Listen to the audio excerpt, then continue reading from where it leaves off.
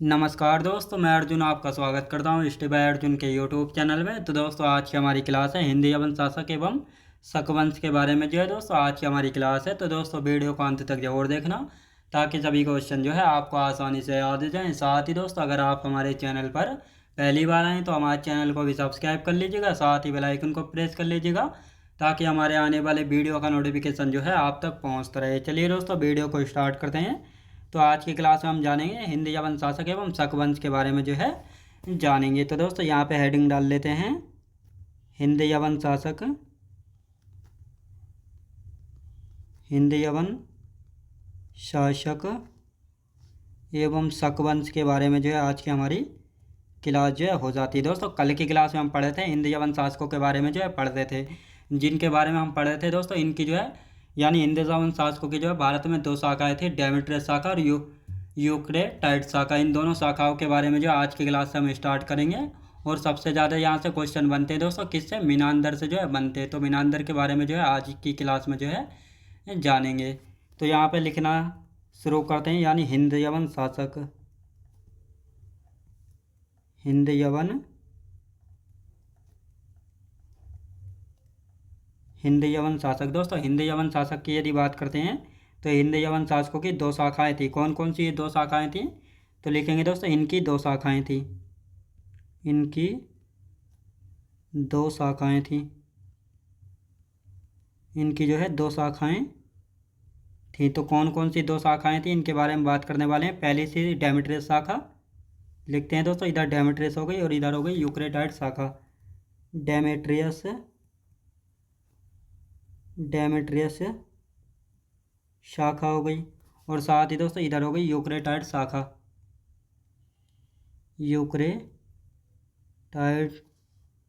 Eucratides शाखा, Eucratides शाखा हो गई। तो ये दो शाखाएं थी। अब दोस्तों, यहाँ पे हम बात करते हैं जो डेमेट्रियस शाखा है। दोस्तों, पहले हम इनकी थ्योरी लिखेंगे, अभी एक एक पॉइंट को अच्छे से समझेंगे ताकि ये आप सभी को अच्छे से याद हो जाए। अब जो डेमेट्रियस शाखा है दोस्तों, इसको जो है हम तीन भागों में बांट लेते हैं, क्योंकि डेमेट्रियस शाखा में तीन शासक हुए थे। कौन कौन से दोस्तों? अपोलो किड्स हुआ था, अपोलो किड्स। और साथ ही दोस्तों यहाँ पे हम बात करते हैं अगाथोक्लिज, अगाथोक्लिज कौन हुआ था दोस्तों? अगाथोक्लिज हुआ था। और साथ ही दोस्तों मीनांदर, मीनांदर या मिलिंद हुआ था। कौन दोस्तों?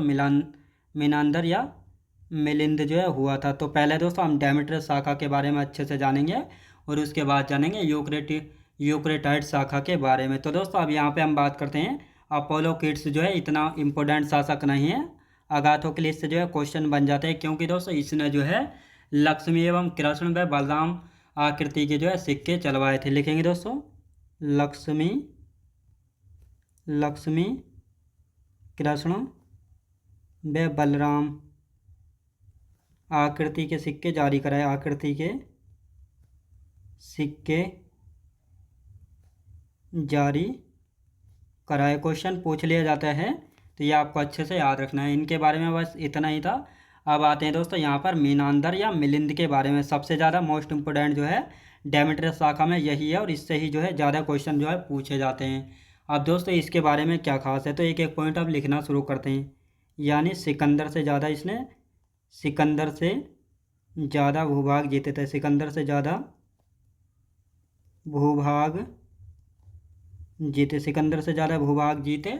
और साथ ही दोस्तों यहाँ पे हम बात करेंगे बौद्ध भिक्षु नागसेन से वार्ता की, बौद्ध भिक्षु नागसेन से, नागसेन से वार्ता की, नागसेन से वार्ता की। अब दोस्तों यहाँ पे हम बात करते हैं जो ये बौद्ध भिक्षु नागसेन है, इसकी एक रचना थी। इसकी एक रचना कौन सी है? मिलिंद पन्हो। लिखेंगे मिलिंद पन्हो, मिलिंद पन्हो। मिलिंद पन्हो की यदि बात की जाए दोस्तों, मिलिंद पन्हो की यदि बात की जाए तो ये जो है एक बौद्ध ग्रंथ था। लिखेंगे दोस्तों, बौद्ध ग्रंथ था। किसने लिखा था? बौद्ध भिक्षु नागसेन ने लिखा था। और इस मिलिंद पन्हो में जो है किसके बारे में जानकारी मिलती है? मिलिंद के प्रश्नों के बारे में जानकारी मिलती है। मिलिंद के प्रश्नों के बारे में जो यहाँ से जानकारी मिलती है। अब दोस्तों इसके टाइटल यानी उपाधि की यदि बात की जाए, मिलिंद की उपाधि क्या थी, तो मिलिंद की यदि उपाधि की बात की जाए तो उपाधियाँ हमीकस और सोटर, हमीकस और सोटर, याद रखें दोस्तों, हमीकस और सोटर जो है ये इसकी उपाधि हो जाती है, तो ये आपको अच्छे से याद रखना है। अब आते हैं दोस्तों सोने के सिक्के, सोने के सिक्के यानी मिलिंद ने जो है सोने के सिक्के भी जो है चलवाए थे। तो क्या पूरे भारत में जो है इसने सोने के सिक्के चलवाए थे, तो आपका राइट आंसर होना चाहिए इसने पूरे भारत में सोने के सिक्के नहीं चलाए थे, बल्कि पश्चिमोत्तर भारत में चलवाए थे, पश्चिमोत्तर भारत में चलवाए थे केवल, याद रखें दोस्तों, पश्चिमोत्तर भारत में चलवाए थे केवल।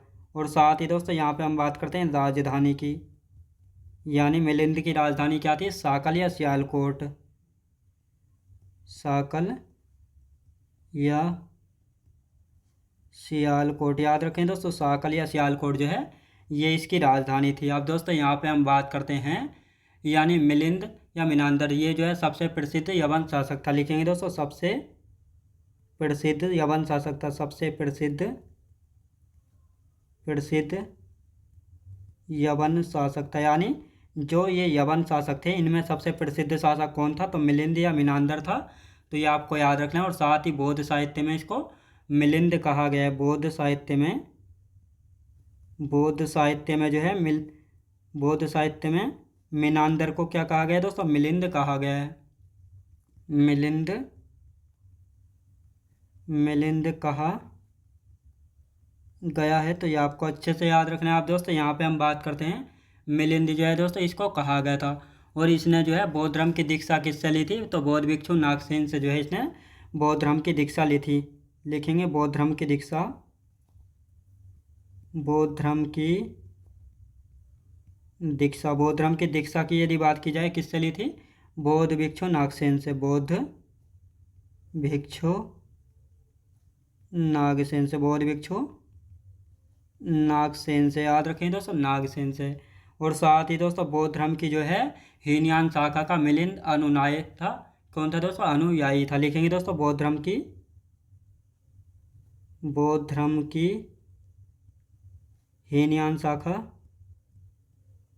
हीनयान शाखा का मिलिंद अनुयायी था, मिलिंद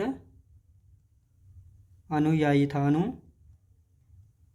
अनुयायी था। तो ये आपको अच्छे से याद रखना है। आप दोस्तों यहाँ पे हम बात करते हैं इसकी मृत्यु की, तो इसकी मृत्यु कब हुई थी, प्लूटार्क के अनुसार इसकी मृत्यु सैन्य शिविर में हुई थी, प्लूटार्क के अनुसार, प्लूटार्क के अनुसार, प्लूटार्क के अनुसार इसकी मृत्यु, इसकी मृत्यु सैन्य शिविर में हुई थी, सैन्य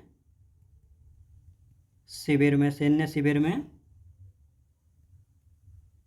हुई थी, कहाँ पे दोस्तों, सैन्य शिविर में जो है हुई थी। तो ये आपको अच्छे से याद रखना है। और साथ ही दोस्तों इसकी मृत्यु के बाद डेमेट्रियस शाखा का अंत हो गया था, इसकी मृत्यु के बाद, इसकी मृत्यु के बाद डेमेट्रियस शाखा का अंत हो गया था, डेमेट्रियस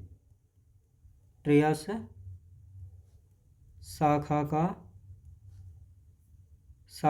अंत हो गया था, अंत हो गया था। तो ये आपको अच्छे से याद रखना है। तो डेमेट्रियस शाखा हमारी कंप्लीट हो चुकी है। अब इसका हम रिवीजन करेंगे और उसके बाद जो है यूक्रेटाइड शाखा के बारे में अच्छे से जानेंगे। तो दोस्तों यहाँ पे हम बात करें हिंद यवन शासक की, तो इनकी जो है दोस्तों हिंद यवन शासकों की भारत में दो शाखाएँ थीं, डेमेट्रियस शाखा और यूक्रेटाइड शाखा। डेमेट्रियस शाखा को जो है डेमेट्रियस ने जो है इसको बनाया था, और यूक्रेटाइड शाखा को यूक्रेटाइड ने जो है इसको बनाया था। अब सबसे पहले हम पढ़ेंगे डेमेट्रियस शाखा। डेमेट्रियस शाखा में जो है तीन शासक हुए थे, अपोलोकिड्स, अगाथोक्लिज, और तीसरा था मिनांदर और मिलिंद। अगाथोक्लिज की यदि बात की जाए तो इसने लक्ष्मी, कृष्ण व बलराम आकृति के सिक्के जारी कराए थे। क्वेश्चन कभी कभी यहाँ से पूछ लिया जाता है, लेकिन मिलिंद से ज़रूर पूछा जाता है, मिलिंद या मिनांदर। तो मिनांदर को दोस्तों मिलिंद भी जो है कहा जाता है, यानी बौद्ध साहित्य में मिनांदर को क्या कहा जाता है, मिलिंद कहा जाता है।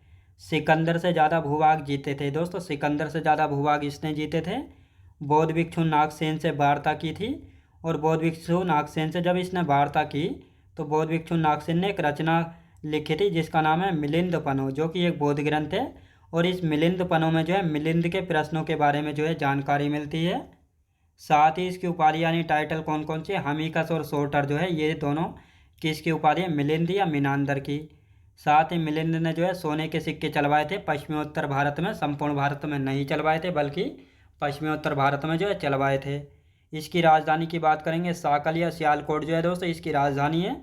सबसे प्रसिद्ध यवन शासक था, बौद्ध साहित्य में मिलिंद कहा गया है, तो याद रखेंगे आप। और साथ ही बौद्ध धर्म की दीक्षा किससे ली थी, तो बौद्ध भिक्षु नागसेन से जो है बौद्ध धर्म की दीक्षा इसने ली थी। बौद्ध धर्म की हीनयान शाखा का मिलिंद अनुयायी था, यानी चौथी बौद्ध संगीति में जो है बौद्ध धर्म दो शाखाओं में बढ़ गया था, महायान शाखा और हीनयान शाखा। तो दूसरी हीनयान शाखा जो थी बौद्ध धर्म की, इसी हीनयान शाखा का अनुयायी था मिलिंद। तो ये आपको अच्छे से याद रखना है। और इसकी मृत्यु जो है प्लूटार्क के अनुसार इसकी मृत्यु कहाँ पे, सैन्य शिविर में हुई थी। कहाँ पे, सैन्य शिविर में। और इसकी मृत्यु के बाद जो है डेमेट्रियस शाखा का अंत हो गया था। तो हमारी डेमेट्रियस शाखा कंप्लीट हो चुकी है, जो कि आपको अच्छे से समझ आया होगा। अब आते हैं दोस्तों यूक्रेटाइड शाखा, जिसके संस्थापक एवं फाउंडर के बारे में भी जानेंगे। और इसमें यूक्रेटाइड का जो है कौन उत्तराधिकारी हुआ है, तो इन सभी के बारे में जानेंगे। तो यहाँ पे हेडिंग डाल देते हैं दोस्तों यूक्रेटाइड शाखा, यूक्रेटाइड्स शाखा। यूक्रेटाइड शाखा की यहाँ पे हम बात करने वाले हैं, यूक्रेटाइड शाखा। तो दोस्तों यूक्रेटाइड शाखा की यदि बात की जाए तो इसके संस्थापक यानी फाउंडर कौन है, तो लिख लेते हैं पहले। कौन है दोस्तों, यूक्रेटाइड्स हैं। यूक्रेटाइड्स कौन दोस्तों, यूक्रेटाइड्स। और साथ ही दोस्तों यूक्रेटाइड का उत्तराधिकारी की यदि बात करते हैं, इसका उत्तराधिकारी कौन था, सक्सेसर कौन था, तो इसका है कौन दोस्तों, एंटियालकिड्स। एंटियालकिड्स कौन दोस्तों, एंटियालकिड्स। तो ये आपको अच्छे से याद रखना है। आप दोस्तों यहाँ पे हम बात करते हैं एंटियालकिड्स की, यानी इसने शुंग वंश के संस्थापक, इसने जो है एंटियालकिड्स ने जो है इसने शुंग वंश के शासक भागवत या भागप्रद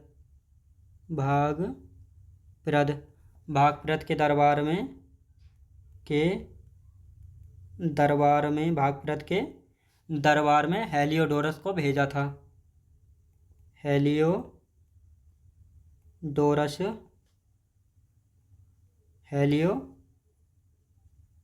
को भेजा था, किसको दोस्तों, हेलियोडोरस को जो है भेजा था। तो इसको सही से लिख लेते हैं, हेलियोडोरस को भेजा था। तो ये आपको याद रखना है, किसने भेजा था, एंटियालकिड्स के द्वारा जो है भेजा गया था। आप दोस्तों यहाँ पे हम बात करते हैं, एंटियालकिड्स हो गया। तो इसका अंतिम शासक कौन था, यानी जो यूक्रेटाइड शाखा थी इसका अंतिम शासक की यदि बात की जाए तो इसका अंतिम शासक कौन था, इसका अंतिम शासक है हर्मिकस। कौन था दोस्तों, हर्मियस था। कौन दोस्तों, हर्मियस था। और इस हर्मियस की मृत्यु ने यानी इसकी हत्या किसने की थी, तो कुजुल कड़फिसेस ने जो है इसकी हत्या की थी। और ये कुजुल कड़फिसेस कौन था, तो कुजुल कड़फिसेस की यदि बात की जाए तो दोस्तों ये कौन था, ये जो है यवन शासक था। याद रखें दोस्तों, कुजुल कड़फिसेस ने जो है इसकी हत्या जो है कर दी थी। तो ये आपको अच्छे से याद रखना है। तो आप दोस्तों यहाँ पे हम बात करने वाले हैं, ये कुजुल कड़फिसेस ने इसकी हत्या कर दी थी, लिखेंगे कुजुल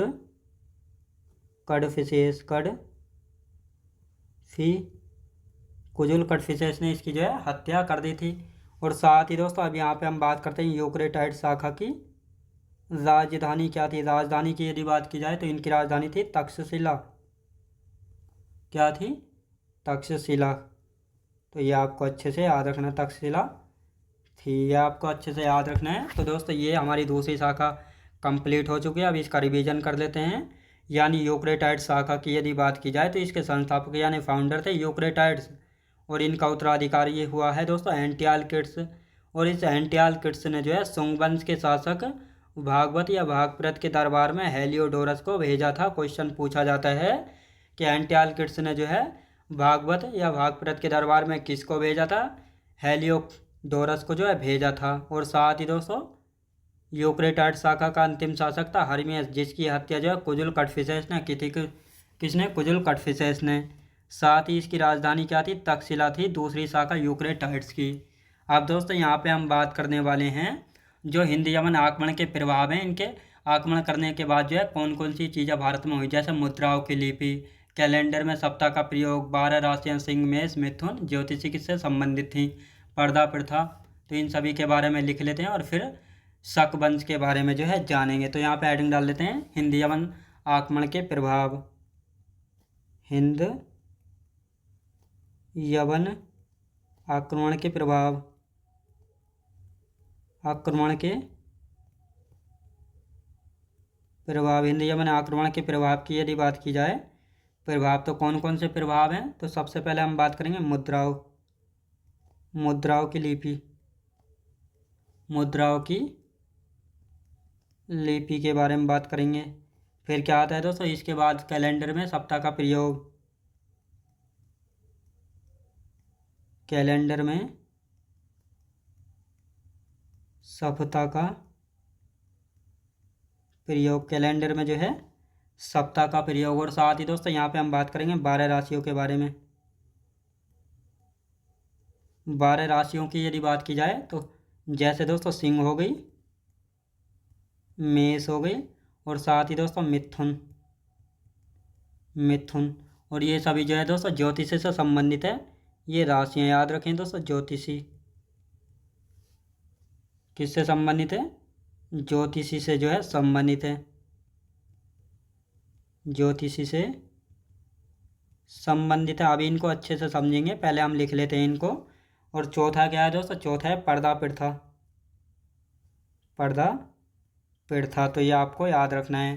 तो आप दोस्तों यहाँ पे हम जो है इनको समझ लेते हैं। इसके बाद जो ये हमारा हिंद यमन शासक कंप्लीट हो जाएगा और इसके बाद शक वंश के बारे में जानेंगे। तो दोस्तों हिंद यमन आक्रमण के प्रभाव की यदि बात की जाए तो मुद्राओं की लिपि, यानी जब हिंद यमन शासकों ने भारत पर आक्रमण किया था तो इनके बाद जो है कौन कौन सी चीज़ें शुरू हुई थी। तो जो मुद्रा या करेंसी छपती थी तो उन पर जो है राजाओं का नाम जो है अंकित होने लगा था, यानी सिक्कों पर जो है लिपि लिखे जा कुछ ना कुछ लिखा जाने जो है लगा था। कैलेंडर में जो है सप्ताह का प्रयोग किया जाने लगा था। जो कैलेंडर है इसमें सप्ताह का प्रयोग जो है किया जाने लगा था। 12 राशियों की, यानी जो जैसे सिंह, मेष और मिथुन जो कि ज्योतिषी से संबंधित है, तो इन 12 राशियों के बारे में पता लगा था। और साथ ही दोस्तों पर्दा प्रथा, यानी आज के समय में आपने देखा होगा भारत में जो पर्दा प्रथा है, यानी कुछ जिन जिन की अभी नई नई शादियाँ होती हैं तो वह जो है अपने से बड़ों का मान सम्मान करने के लिए जो है अपना घूंघट कर लेती हैं, यानी अपना चेहरा जो है ढक लेती हैं। तो इसी को दोस्तों पर्दा प्रथा जो है कहा जाता है।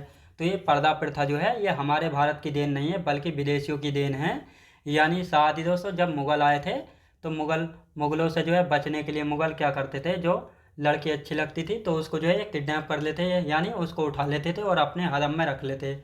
उन सब से सुरक्षा करने के लिए जो है लड़कियों ने अपना मुँह ढकना जो है शुरू कर दिया था। तो कुछ जो है इस प्रकार से ये पर्दा प्रथा जो है शुरू हुई थी। यानी कुल मिलाकर भारत में जो पर्दा प्रथा ये सिस्टम है ये जो है विदेशियों की देन है, यानी भारत से बाहर से आए हुए ये पर्दा प्रथा। तो ये आपको अच्छे से याद रखना है, भारत की देन नहीं है पर्दा प्रथा। तो ये आपको अच्छे से याद रखना है।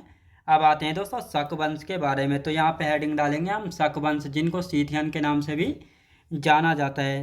तो पहले हेडिंग डाल लेते हैं, फिर अच्छे से समझेंगे और इसके बारे में थ्योरी वाइज लिखेंगे। शक वंश, शक वंश की यदि बात की जाए तो इन्हें जो है सीथियन भी कहा जाता है। सीथियन क्या कहा जाता है दोस्तों? शकों को जो है सीथियन भी जो है कहा जाता है। अब दोस्तों यहाँ पे एक एक पॉइंट करके लिख लेते हैं, फिर अच्छे से इनका एक बार रिवीजन करेंगे। शक, शकों की यदि बात की जाए तो ये शक कहाँ से आए थे? मध्य एशिया से आए थे।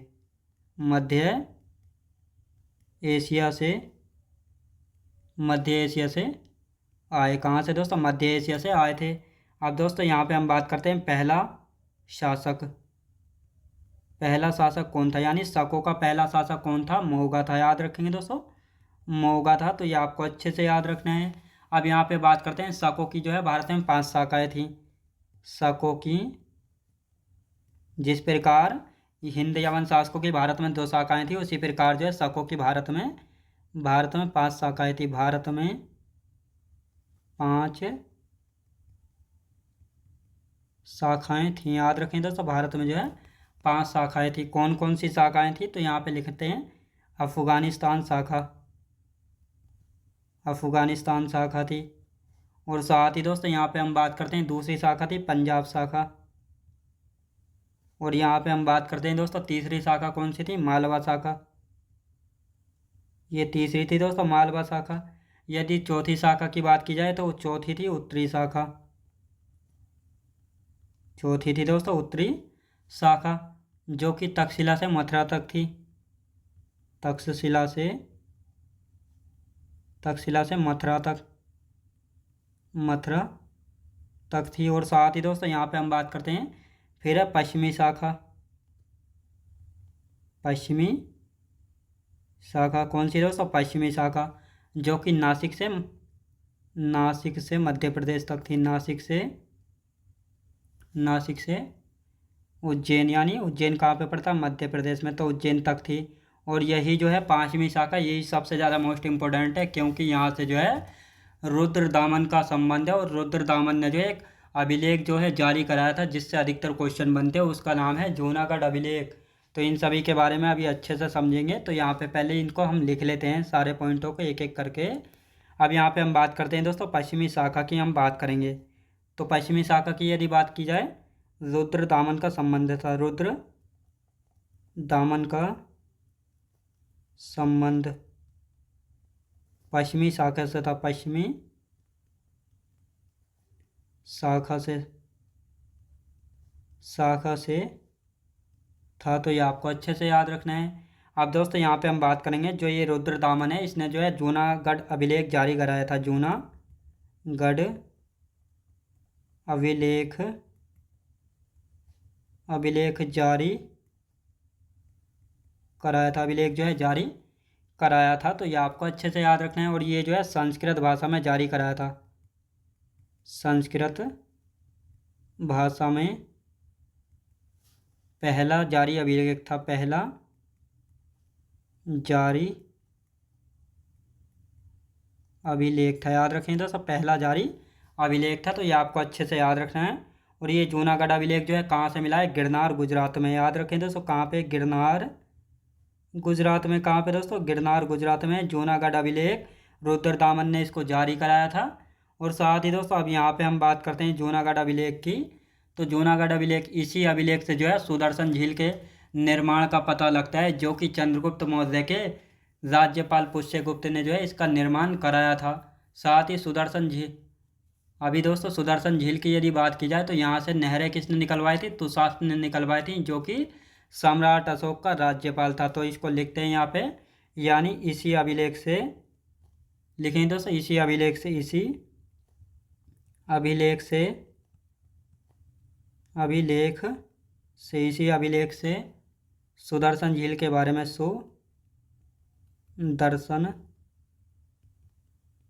झील, सुदर्शन झील के निर्माण का पता चलता है, निर्माण का पता चलता है, निर्माण का जो है पता चलता है, जो कि चंद्रगुप्त मौर्य के, चंद्रगुप्त मौर्य के राज्यपाल पुष्यगुप्त ने कराया था, पुष्यगुप्त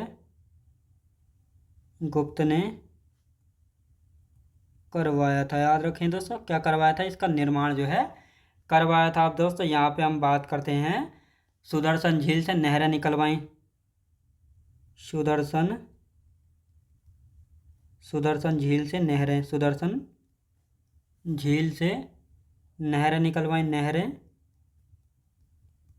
निकलवाई। तो नहरें किसने निकलवाई थी, तुषास्प ने, तुषास्प,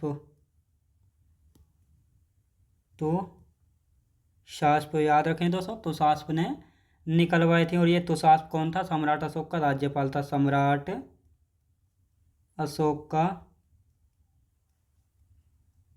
सम्राट अशोक का राज्यपाल था तुषास्प। तो ये आपको अच्छे से याद रखना है।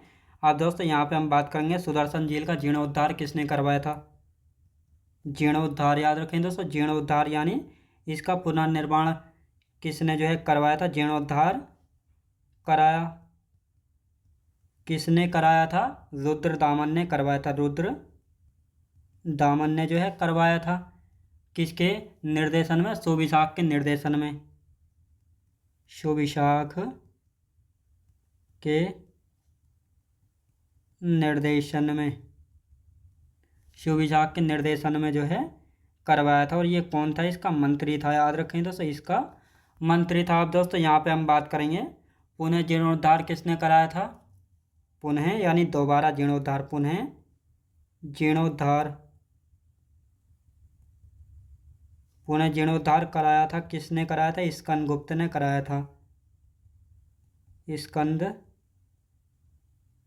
ने कराया था। और इस स्कंदगुप्त के बारे में जो है गुप्त साम्राज्य में हम पढ़ेंगे। अब दोस्तों यहाँ पे हम बात करते हैं जूनागढ़ अभिलेख से। लिखेंगे दोस्तों जूनागढ़ अभिलेख से, जूनागढ़ अभिलेख से,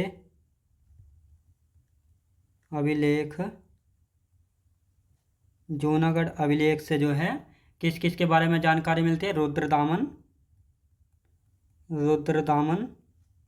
चंद्रगुप्त मौर्य और सम्राट अशोक के बारे में जानकारी मिलती है। तो ये आपको अच्छे से याद रखना है। आप दोस्तों यहाँ पे हम बात करेंगे अंतिम शासक, यानी जो शकवंश है इनका अंतिम शासक कौन था? अंतिम शासक कौन है? अंतिम शासक है रुद्र सिंह या रुद्र तृतीय। रुद्र तृतीय याद रखें दोस्तों। इस रुद्र तृतीय की हत्या किसने की थी? हत्या की थी चंद्रगुप्त द्वितीय ने। चंद्रगुप्त सेकंड ने हराया था। याद रखें दोस्तों, हराया था। तो ये आपको अच्छे से याद रखना है। तो दोस्तों अब इनका हम रिवीजन कर लेते हैं और इसके बाद जो है पहला या पार्थियन वंश के बारे में जो है अच्छे से जानेंगे। तो यहाँ पे हम रिवीजन कर लेते हैं इसका। शक वंश या सीथियन की यदि बात की जाए दोस्तों, शक वंश या सीथियन, तो इनको जो है जाना जाता है। और ये शक जो है कहाँ से आए थे? शकों की बात की जाए तो ये मध्य एशिया से आए थे। पहला शक शासक कौन था? मौगा जो है पहला शक शासक था। और शकों की जो है भारत में कितनी शाखाएं थी? भारत में जो है 5 शाखाएं थी शकों की। क्वेश्चन पूछा जाता है। अफगानिस्तान शाखा, पंजाब शाखा, मालवा शाखा, उत्तरी शाखा जो कि तक्षशिला से मथुरा तक थी, पश्चिमी शाखा जो कि नासिक से उज्जैन तक थी।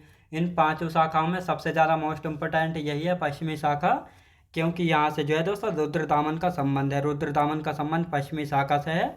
और यही रुद्रदामन है जो कि जूनागढ़ अभिलेख जो है जारी कराएगा, जो कि संस्कृत भाषा में इसको जारी कराता है। और पहला जारी अभिलेख है संस्कृत भाषा में। ये गिरनार गुजरात में जूनागढ़ अभिलेख। अब इस जूनागढ़ अभिलेख से जो है किस किस के बारे में जानकारी मिलती है? तो यहाँ से इस प्रकार क्वेश्चन पूछा जाता है।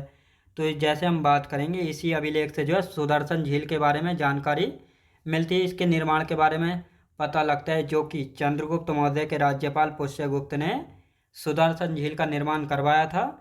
और सुदर्शन झील से नहरें किसने निकलवाई थी? तुषास्प ने, जो कि सम्राट अशोक का राज्यपाल था।